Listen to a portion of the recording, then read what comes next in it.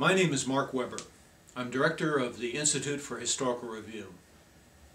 More than ever before in our history, the American people sense that something is very wrong in our country. Polls show that most Americans think that the U.S. is headed in the wrong direction. Surveys also show that, for the first time ever, Americans now believe that life for their children will be less prosperous and secure than it has been for them. This anxiety is much more than worry about the troubled economy.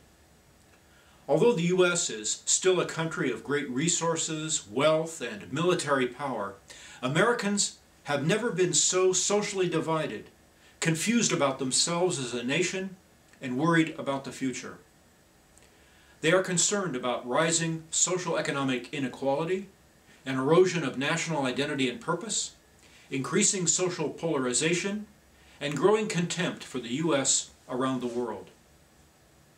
An abysmal failure of political and cultural educational leadership has brought an unprecedented breakdown of trust.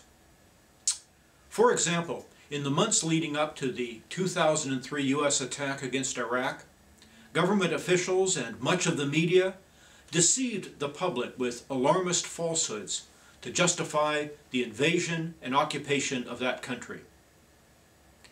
Americans are fed up with political leaders who deceive and mislead them.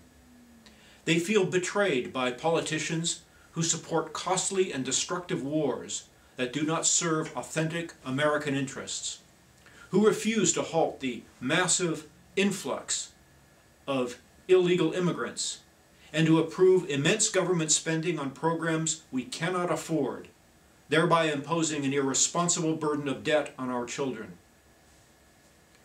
In accord with our leaders' illusory principles and unrealistic policies, the U.S. is rapidly becoming an ever more confused and disorderly third world country. Whether Republican or Democrat, our political leaders lack candor, an informed view of history and the world, and a reality-based vision of the future. With each passing year, it is ever more obvious that the leaders of both major parties pander to the powerful Jewish Zionist lobby, thereby betraying the principles of the nation's founders as well as the interests of our people. While politicians of both major parties loudly promise change, the blunt reality is that no establishment politician, no matter how eloquent or seemingly sincere, will alter the country's basic direction. That's because for more than half a century, America's political, cultural, and intellectual life has been systematically skewed to benefit alien interests. In our motion pictures and television, in classrooms and textbooks, and in government, powerful interests have imposed a false and harmful version of the past, distorting the historical record for self-serving reasons. As a result, our nation can neither understand itself nor direct its sight clearly toward the future. Unless and until the interests that have gripped our nation are clearly identified and discredited, there will be no change in basic policies or direction. That's why the work of the Institute for Historical Review in countering the forces of historical deceit, bigotry, and cultural distortion is so vitally important. An awareness of factual history is essential to an understanding of ourselves and the great issues of our age.